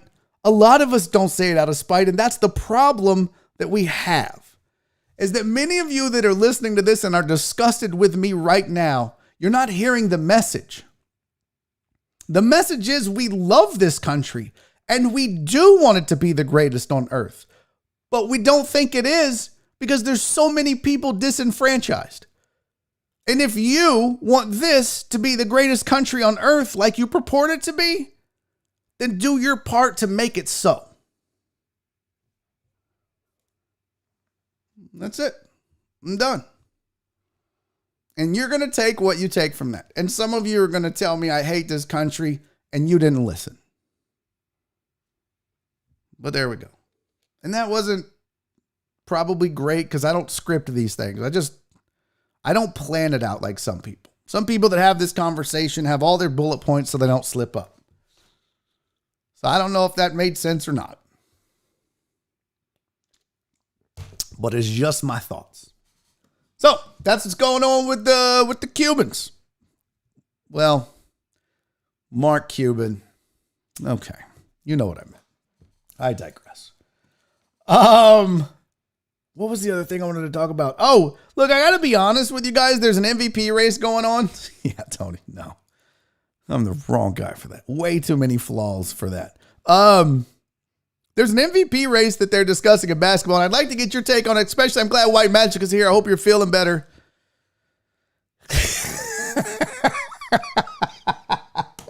Ray said, I missed a little bit of the show. My coworker was crunching pork rinds, then folding the plastic bag. So much noise. Oh, that's fucking hilarious, Ray. That's Nora with a bag of Cheetos, bro. Yeah, don't tell her I said that. She's never going to forgive me. Here's your ESPN MVP straw poll results. So I'm curious. Look, I'm going to be dead ass honest with you, chat. Dead ass honest with you people watching at home. I haven't watched a lot of NBA, so I don't have a dog in this hunt, fight, whatever. I can't tell you whether I agree or disagree. Now, I do trust guys like Chris Davis because I literally believe he watches and loves the NBA so much that he probably has his dick out when he watches it. And he might touch it a couple times. Same thing with White Magic. I think he strokes it while he watches basketball. I don't know. I listened to him, though. But this is your straw poll NBA MVP results as of right now. If the season ended today, LeBron James would be your MVP. Joel Embiid second. The Joker, Nikola Jokic third. KD would be fourth, not Chris Davis. He'd be 99th. He'd be 3,000th. Kevin Durant would be fourth. Kawhi Leonard fifth. Giannis sixth. Steph Curry getting votes. Now, I haven't watched a lot, but I know the Warriors ain't all that. But Steph Curry's been balling and putting up numbers, and that's great. Paul George, 8th. Luka Doncic, 9th. Jason Tatum, 10th. Rudy Gobert, 11th. I'm surprised that Gobert and Mitchell are 11 and 12 because Utah, for a while, was the hottest team in the NBA. Dame, 13. I don't know why I have a man crush on Dame, but I absolutely do. Mike Conley, 14, and Jaylen Brown, 15. Absent from the list. Does anything stand out to you guys? Does anything stand out to you guys at all? Is there anything on here that you see? Wow, that was weird. Zoom out, zoom in. I wonder if I take the, wow. Okay, shut up, Barry. Any names missing that you guys see? Huh? So Walt says Jokic, Curry, LeBron. Okay, I listen to Walt. Cece, I don't listen to Cece because she's just voting for Joel Embiid because he's from the Congo. It's not most valuable penis, Cece. It's most valuable player. Stop voting for people from the Congo because they have large members. Yeah, Truck and Taco. No Harden, no Russ. I mean, obviously the Wizards are god awful. But no Harden. Harden's been a perennial MVP for a very long time, especially when he was with the Rockets. And now, not so much. KD's still on the list.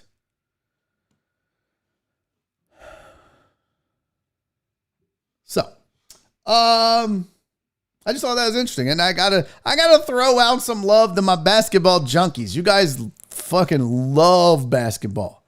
It's your favorite sport. You love the way they dribble up and down the court. Who's rapping? This guy. All right. Cece said he's actually from Cameroon.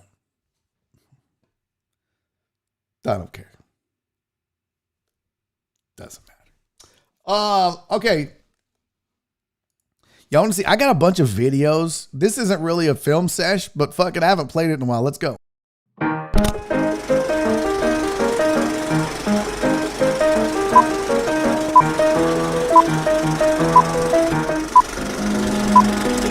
And now it's time for a film session. Boop.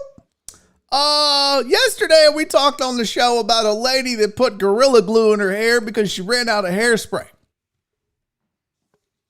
Update, she cut her ponytail off. I don't know if it was with a Sawzall or not.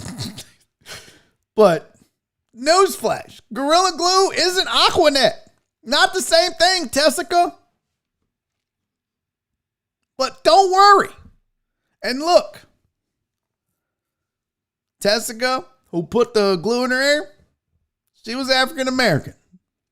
So fair is fair. I got a dumb white lady doing dumb shit to her hair. Are you ready? Check this video out. It's kind of a film sesh. We'll break some stuff down. I wanted to look like Midnight Ruby.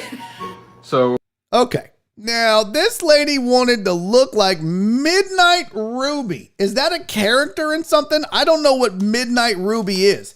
Is Midnight Ruby a color or is of hair, or is it a person? Apparently, Midnight Ruby, after some Googles, Midnight Ruby is a splat, one application, no bleach coloring kit for your hair.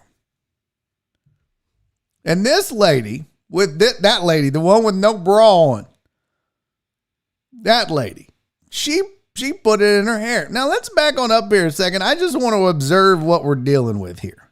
Let's just take a slow pan up. Right away, what do we see? Well, nice outfit. One, we see a cat box in, I don't know where she is. She's in her bathroom. So she's got a cat box next to the shower, which is an interesting place to put your cat box. Also, I really like the aqua. Is that aqua? The sea foam wall coloring. It's pretty snazzy. Also, I like the, well, go put a bra on. All right, so let's see what she says here. Night, Ruby. So where are we going? To the car wash. Okay, we have So she apparently can't get this shit out of her car hair. wash. Oh, wait, what was that Drive mask at the hanging car up there? Was wash. that an Indiana Hoosiers mask? Okay, we have Oh, I can't tell. Oh, we've got a pine tree hanging up. Was that a Crown Royal bag? What was that? Mama looking fresh as always. Okay. We're waiting for my son Now, to show look, up. I want to ask you a question here. I want you guys to notice something. Just look at her face. Look at her face here. Okay? And now look at her face here. Mama looking fresh as always. Do we notice anything different between her face before and her face now? There's that. There's that. There's that. There's that. Why did she put a dot on her forehead? Why did she take the red from her hair and put a dot in the middle of her forehead? I think we all know why. I mean, we saw her house. So she's now at the car wash and she's going to spray this shit out of her hair. We're waiting for my son to show up so he can block in the other side. Yeah, of the we car need wash. him to block the other side of the car wash. I don't want anybody to see me. They They're just here. pulled in. Oh, They're my they're other- gonna. All right, so you don't want anybody to see you, but you recorded this and put it on the fucking internet.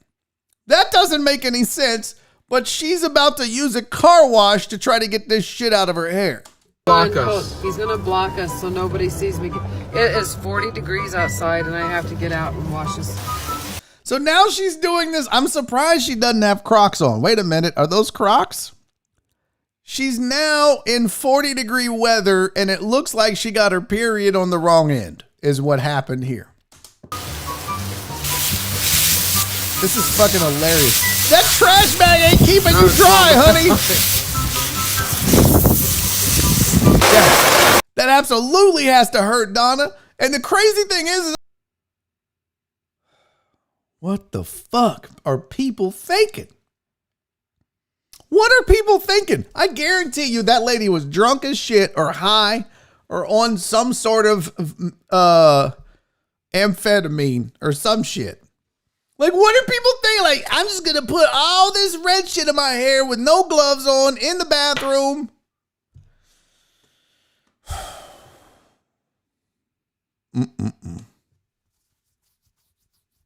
What an idiot. What a fool. Donna's like, I have lots of questions. Me too. We all do, Donna. We all have lots of questions. Like, if you're going to put in Splat Midnight Ruby, why don't you follow the fucking directions, Janet? I don't know what her name was. I don't understand. Alan put she has no idea. No idea about what? Getting in that wash, getting in the, oh, that shit hurts. Fucking around. She's been sitting on the corner. She's been sitting on the goddamn corner doing dope. Oh my God, that's hilarious. All right, back to, is that all the videos I had? Oh no, one more video for you guys since we're doing film sessions. This isn't a long one. This is pretty short. And I gotta tell you, one of my biggest fears on really tall overpasses, because I'm scared of heights. Now, if I go over like a typical overpass in Houston, it's no big deal. But when you start getting on them beltway interchanges where you're going from one freeway to another, whether it's on the beltway or off, right there at Sam Houston Tollway and 45 North and Greenspoint, when you start getting on them, ones from 2-9, them big tall sons of bitches. Those scare me a little bit just because, like I said, I'm scared of heights. So when I get on those, I always have this fear that I'm going to fly off the son of a bitch. That happened. and we have video of it. Check this shit out. I didn't put any audio on it, but I want to call your attention to the top left corner of the screen. Yes, the flyovers, Donna. That's what they're called, the flyovers. Top left corner of your screen. Watch that interchange. Watch that one there that circles around to the left. It comes in from the left at the top and then goes over. All right? Now watch this.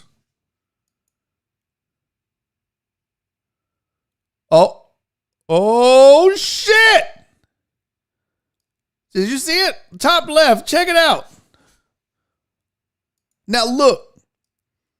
Right here, you can't really tell if the truck is out of control yet. You feel like it is because you do see some dusts or snow coming up from the back. I imagine that it's swerving because of the ice, because those things ice, right? But when it hits this guardrail, it hits some snow, it flies up in the air and over.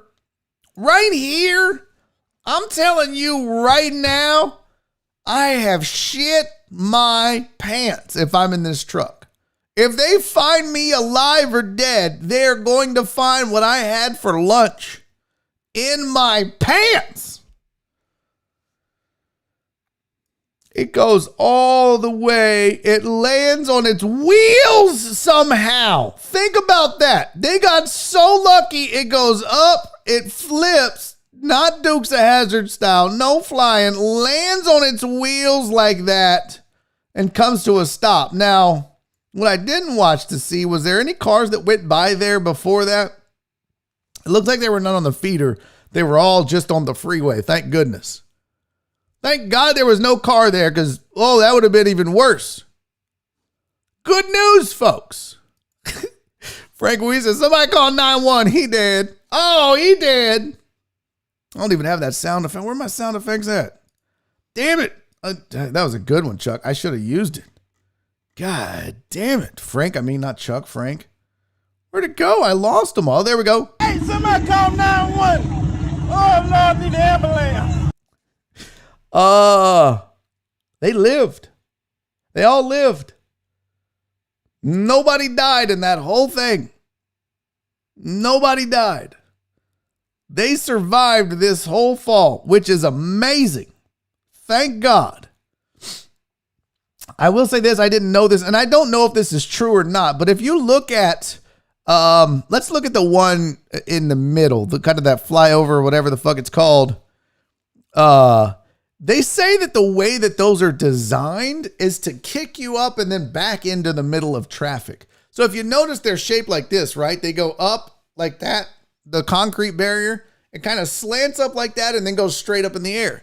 And what they say is like the slant is there so that when your car hits it, your wheel, it kicks you up and then kicks you back into traffic so that you don't do exactly what that truck just did. That's the whole reason for the design. So I don't know if that was a design flaw or if he was just going too fast or what, but that's what they say the design is for. I don't know if that's true, but I've seen people hit it and get airborne and then kick back into the lane of traffic that they went from. I have seen that happen.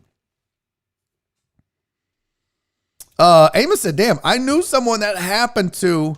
He broke both his legs but lived. Shit.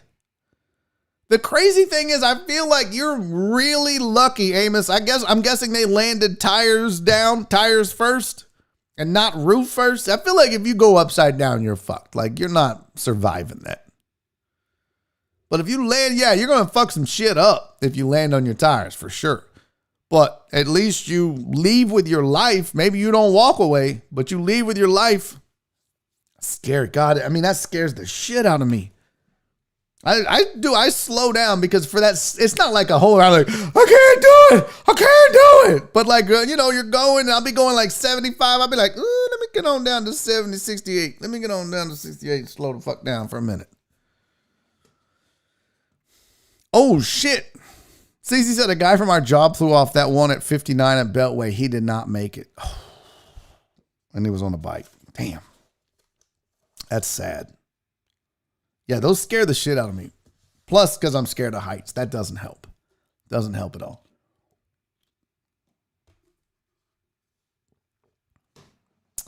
I don't know what's good in Sugarland. Mark wants to know what's good in Sugarland to eat. I have no idea, dude. Hit up the Discord, Mark. You're better off asking on the Discord. I feel like you'll get a better answer and more details on the Discord, buddy. Did you hear this? This is pretty cool. Trebek's family is donating his wardrobe to men in need. Isn't that cool? After he passed a few months ago, the Trebek family has donated more than a dozen of the longtime game show host signature suits to the Doe Fund, an organization that provides paid work, housing, vocational training, continuing education, and social services to underserviced Americans with histories of addiction, homelessness, and incarceration. That's pretty fucking dope. My hat's off to the Trebek family. That is amazing. And what a great way to continue his legacy. What a great way to continue his legacy. Don't just sit on it. Don't just be like, well, I guess we'll throw these out. He's not here anymore. No, they went out and people that have histories of addiction, homelessness, and incarceration who are trying to do something with their lives. It's pretty badass. House said haunted suits. I'm going to tell you a story. Not a COVID cough. It is dope. I remember when my grandfather died on my mom's side. We called my grandfather and grandmother on my dad's side. It was Nanny and Papa. And on my mom's side, I don't know why, it was Nanny and Papa. So both grandmothers were Nanny, but Dad's dad was Papa. Mom's stepdad was Papa. Mom's dad was the dickhead that slapped me over the macaroni, so fuck that guy. Yeah, remember that whole let's talk shit about the dead show? Fuck that dude. But Papa was cool as fuck. Papa had emphysema, so he couldn't do shit, but he didn't care. He would still get around. Papa passed away. And I was over at my grandmother's house after he passed, and she was like, we're sitting around, and she said, sweetie, she never got my name right. She always fucked our names up. She'd be like, hey, Kev, Sean, Phil, Ralph. And then you just had to you waited to hear yours. When she said you didn't correct her, but when she finally got to your name, you go, yes, that's me. She was like, Cal, Phil, Barry. Yes, ma'am. She said, Barry, follow me. I want you to come with me for a second. I was like, okay. So we go into my grandmother and grandfather's bedroom. She said, sit down for a second. So I sit on the bed and she opens up the closet and there's all of my dead grandfather's clothes. And she was like, she takes down a shirt. She said, put that on. I was like, what? She was like, put the shirt on. I was like, I don't want to put the shirt on. He's dead. She's like, sweetie, just put the shirt on. I don't want to put the shirt on, Nanny. She's like, all right. How about these jeans? I was like, Nanny, I don't want to put the dead man's jeans on. I don't want to put the dead man's shirt on. I don't want to walk in the dead man's shoes. I don't even want to be sitting on the dead man's bed, Nanny. This is weird as fuck. What are we doing? She was like, I just feel like all these clothes will go to waste. I'm like, donate them to somebody. I'm not going to be walking around. By the way, Papa, not the most fashionable guy. I think I don't need any more fucking cowboy snap up, button up, long sleeve shirts with some Sansa belts. I'm good. Me walking around in my 90-year-old grandfather's clothes isn't exactly going to slay all the ladies and get all the puss. No thanks.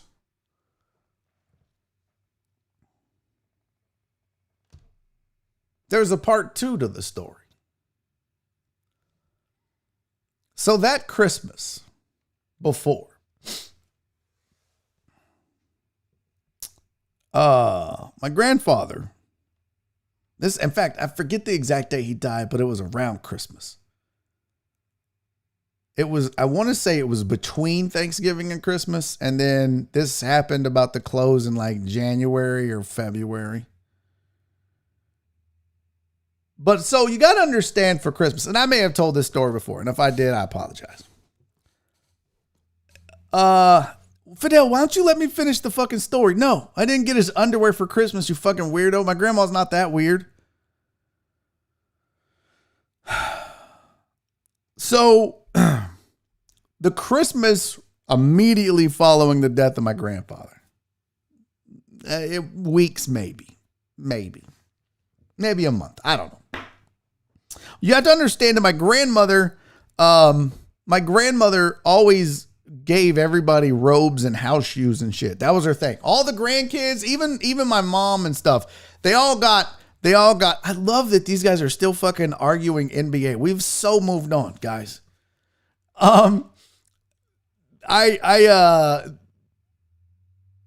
Everybody got a house or house shoes or a robe or something from your grandma. And you knew because she'd be like, hey, what size shoes do you wear? And you'd be like, oh, fuck, I'm going to get house shoes this year. And she'd be like, my grandma would ask you this at least once every 3 or 4 years. Sweetie, do you have a good robe for the house?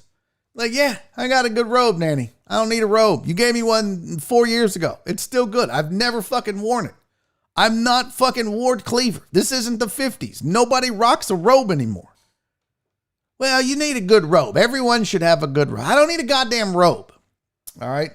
Anyways, Christmas, 3 to 4 weeks after my grandfather's died, we're all sitting around getting ready to open gifts. I've told y'all stories in the past about how bad my grandmother was of a gift giver. We're sitting there. It's my turn. I opened up the gift. It's a robe. I was like, oh, so fucking cheap ass looking robe. And I put the robe on, and there's no sash. It's just a light blue robe. No sash. But it's got a nameplate right here. It's got my name on it. It says Barry. She wrote it in Sharpie. I was like, that's fucking weird. This is weird. I'm looking at it, I'm like, this is fucking... What is that? And the sleeves don't go down to your wrist. The sleeve came to about here. And I look, and there's blood on it.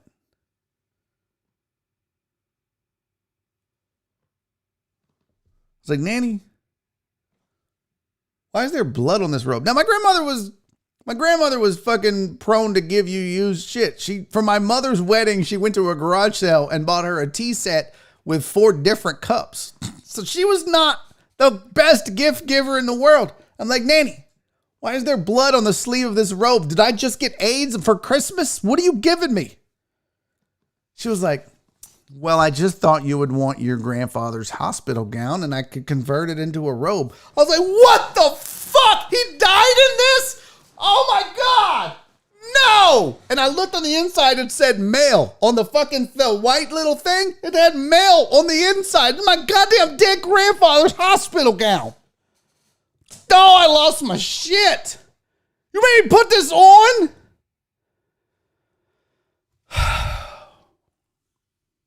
Oh my God.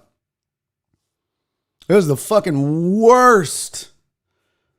I was just like, Nanny, you are the worst goddamn Christmas gift giver ever.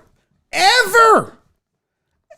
She once gave my brother-in-law an onion, and now that pales in comparison to my dead grandfather's fucking hospital gown. Oh, Jesus. It was the most disgusting. The whole family is fucking, half of them are laughing and half of them are just fucking frozen. What the, my mother's just like, oh my God, oh my God, oh my God. And I'm freaking the fuck out. I'm like, no, this isn't okay. This is not okay to make me fucking be in my dead grandfather's hospital gown. Jesus. She was the worst. One time, I was fucking like 12, 13 years old. My grandmother, my grown-ass fucking adult grandmother, I'm 12, gave me poker chips for Christmas. A 12-year-old. Poker chips. No cards. No poker table. Just poker chips. Used. You remember not the plastic cheap poker chips and not the new fancy one with the designs made out of clay that you see on the World Series of Poker. I'm talking 1960 made from pressed cardboard poker chips.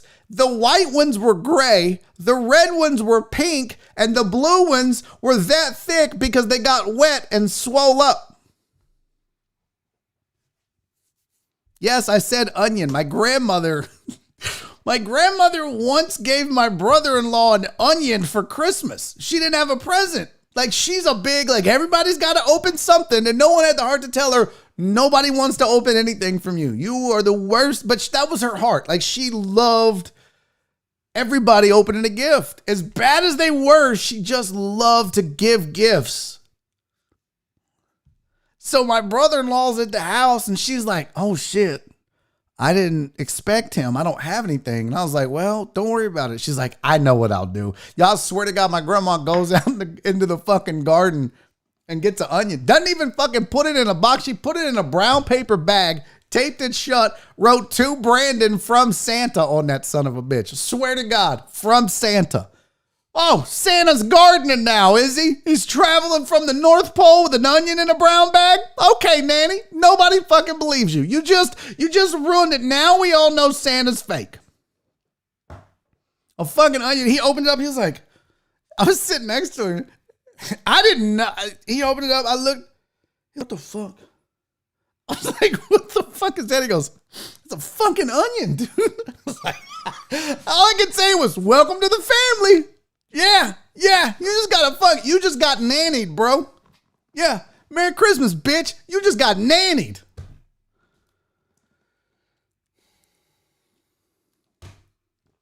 That was my grandma. Rest in peace. I loved that lady. Craziest woman. The craziest of the crazies. But I loved her to death, man. My grandmother gave the best back rubs and made the best breakfasts on the planet. I cannot wait to get to my grandma's house. She had these real crooked fingers because she was like a florist for a long time in the Heights. And I guess she just had arthritis too, but her fingers were crooked as fuck. You know those old people that got them old knuckles where they come out and then that last little knuckle, this last part, just about 35, 45 degrees that way. So when they point at shit, they got to like angle this way because it's over there. She used to fucking rub my back with them crooked ass fingers. Oh, I love that shit. Best back rub on the planet. Rest in peace, Nanny. I love you to death. Let's bounce. Time to go. Good times.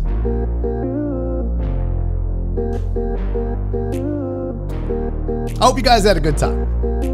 I had a good time. That was a fun show for me. I don't know if it was fun for you. Apparently not for everybody, because boy, did we dwindle in the second half. It's okay. I keep telling that. By the way, I don't say that for y'all. I say that for me. That's just me reassuring myself out loud. Hey man, I love every one of you that stuck around. Thank you so much. We do it every day. If you're new here, make sure you subscribe. Until tomorrow.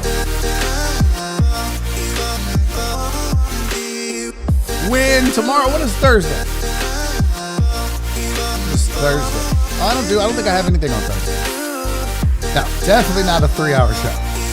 I got too much shit to do. I gotta go find more people to come watch this goddamn thing. Do me a solid. Hit that thumbs up button. Please. Chuck, it's done, buddy. Come back tomorrow, 2 p.m. Let's do it again. I'm here Monday through Friday, man. Come hang. Until tomorrow, though, Chuck and everybody else, I got 3 requests. I ask you every day. I tell you every day. Be safe. Be kind. And most importantly, love each other. I will see y'all tomorrow.